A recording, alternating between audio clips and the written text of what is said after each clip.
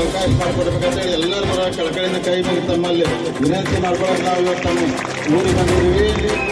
ನಾವೆಲ್ಲರೂ ಯಾಕಂದ್ರೆ ಸಾಕಷ್ಟು ಪ್ರಚಾರ ಈಗಾಗಲೇ ಸನ್ಮಾನ್ಯ ಸತೀಶ್ ಜಾರಕಿಹೊಳಿ ಅವರು, ಸನ್ಮಾನ್ಯ ಅಣ್ಣಾಸಾಹೇಬ್ ಜೊಲ್ಲೆ ಅವರು, ಶಶಿಕಾಂತ್ ನಾಯ್ಕ ಅವರು, ಎಲ್ಲ ನಮ್ಮ ಹೀರಾ ಶುಗರ್ ಫ್ಯಾಕ್ಟ್ರಿ ಎಲ್ಲ ಆಡಳಿತ ಮಂಡಳಿ ಸದಸ್ಯರು, ಎಲ್ಲ ಹಿರಿಯರ ಎಲ್ಲರೂ ಇವತ್ತು ಎಲ್ಲ ಹಳ್ಳಿಗೆ ಹೋಗಿ ಪ್ರಚಾರ ಮಾಡಿ ಎಲ್ಲ ವಿನಂತಿ ಮಾಡ್ಕೊತಾ ಇದ್ವಿ.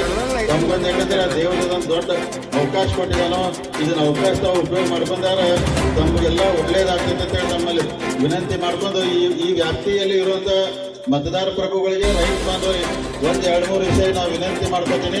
ಯಾಕಂದ್ರೆ ಈಗಾಗಲೇ ನಮ್ಮ ವಿರೋಧಿಗಳು ಈ ಭಾಗದಲ್ಲಿ ಏನು 2 ಸಂತಿ ಎಪ್ತಾರೆ ಅಂದ್ರೆ ಎಲ್ಲ ನಮ್ಮ ರೈತರು ಜಂಪ್ ಹಾಕಿರ್ತಾರೋ, ಈ ಗುಂಪು ಅಂದ್ರೆ ಜಂಪ್ ತೆಗಿತಾರೆ ಅಂತ ಹೇಳ್ತಾರೆ.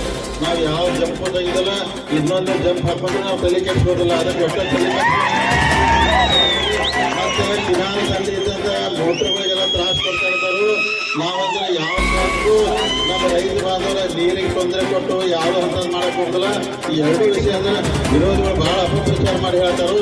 ವಿದ್ಯುತ್ ಇರ್ಬೋದು, ನೀರಿನ ವಿಚಾರದಲ್ಲಿ ತಾವೆಲ್ಲರೂ ಯಾಕಂದ್ರೆ ನಮ್ಮ ರೈತರು ಹೆಂಗಾರು ಬದುಕಲ್ಲಿ ಅವ್ರು ಒಳ್ಳೇದಾಗಲಿ ಅಂತ ಭಾವಿಸ್ತೀವಿ. ಯಾಕಂದ್ರೆ ರೈತ ಬಾಂಧವರು ಏನೊಂದು ಸಣ್ಣ ತಪ್ಪು ಮಾಡಿ ಏನಾಗಲ್ಲ. ಯಾಕಂದ್ರೆ ಈ ದೇಶದ ದೊಡ್ಡ ದೊಡ್ಡ ಶ್ರೀಮಂತರು ಬೇಕಾದಷ್ಟೆಲ್ಲ ಬ್ಯಾಂಕ್ ಲೋನ್ ತಗೊಂತ ವಿದೇಶ ಹೋಗಿದ್ದಾರೆ.